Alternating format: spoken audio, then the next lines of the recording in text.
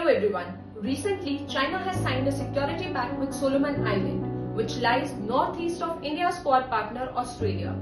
This security pact signed between China and the Solomon Island can be seen as a response to the AUKUS pact signed between US, UK and Australia. This poses threat to Australia's national security and also a challenge to Indo Pacific strategy of Quad members.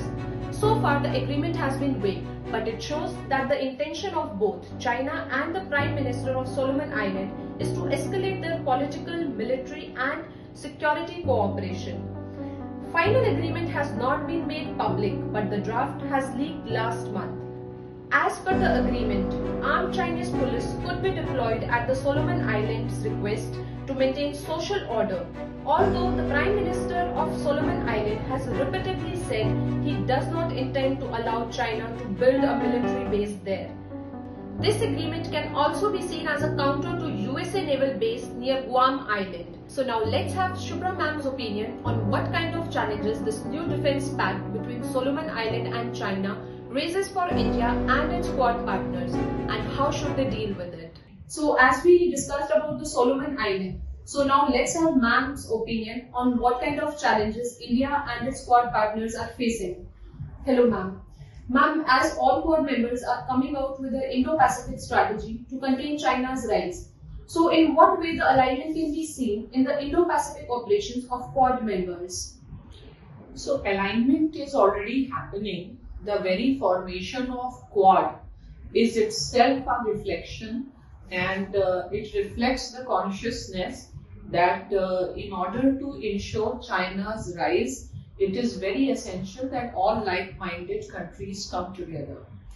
Now, if we take India and Japan out, then the Western countries, they have established AUKUS, which is a security pact, very clearly. And from India's side also, we are deepening our strategic partnerships, our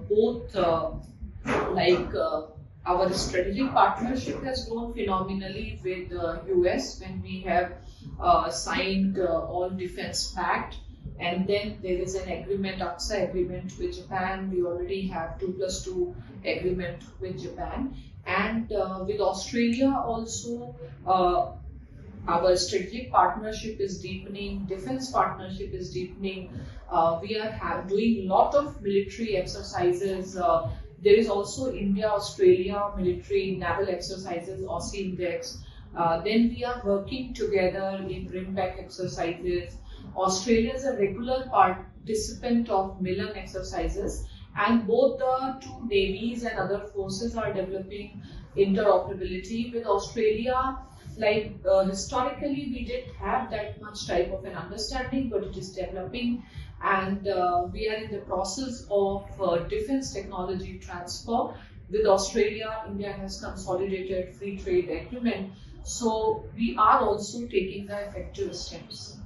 Okay, and since China is doing all the expansion in the Indo-Pacific region, so how much possibility do you see of the Quad countries in joining their economic prowess to counter the China debt trap diplomacy in Indian Ocean? Yeah, we can say that China is moving in this direction in a big way, and it is very surprising that despite Sri Lanka, you can say what happened in Sri Lanka, is still Solomon Island and other countries are getting trapped into this diplomacy. And to contain China, because China does have bigger pockets, strengthening economic prowess is very important, because even your military power depends upon your economic power. And in this direction also, I see a lot of positive things happening, starting with the free trade agreement we have entered into with Australia. We already have comprehensive economic partnership agreement with Japan. We are in the process of negotiating agreements with US, and there is a need, not just in context of the recent development, but I believe since the COVID crisis, China is turning very, very aggressive, and these countries are also taking the response Quad. From the level of Quad, we have plans to diversify supply chains to provide vaccines and other things. So definitely economy is the rule of the game. If you are not economically strong, the other aspects of power you will never be able to manage. And ma'am, as in the starting, I told the viewers also that this pact can be seen as a response to the AUKUS pact signed between US, UK, and Australia.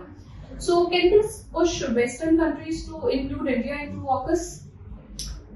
Okay, so AUKUS is a sort, you can say it's a military alliance, but our policy traditionally has been not to go for alliance, and we believe that we will continue with our policy of strategic autonomy, and we are strengthening the strategic partnership with almost all the countries, and not only these countries, with other like-minded countries like France also.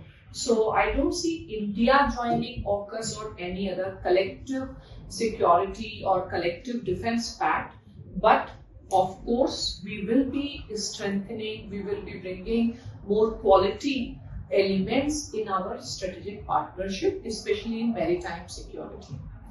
Ma'am, in what ways this pact disturbs the strategic balance in the Indo Pacific, and how should you how do you think that India and its Quad partners should do to maintain a free and peaceful Indo Pacific? This pact does impact, but this pact alone is not impacting. It is a long-term aim of China's policy to overcome its Malacca dilemma, to ensure its supply of energy and its trade exports. So China is already present in Djibouti, it is present in Gwadar, it is doing a lot of things in other countries in the particular region, and because it is now Indo-Pacific, so this is just another addition, and we should see it in the long-term policy of China, because China is an emerging hegemon, and you cannot establish hegemony on in international politics without controlling the seas. So there is one scholar, Alfred T. Mahan, who held that one who controls the ocean will control the world, and Indian Ocean is a key to 7 seas. So Indo-Pacific, and obviously it is a plan of China's greater approach towards establishing China's or Sino-centric world order. Okay. Thank you so much, ma'am, for the answers. And if you still have some questions related to the Solomon Island and the China Pact, so you can ask in the comment section below. And also, since recently UK President visited India, so if you have any questions related to it, we'll discuss it in our next video with Shubhra Ranjan, ma'am. Thank you.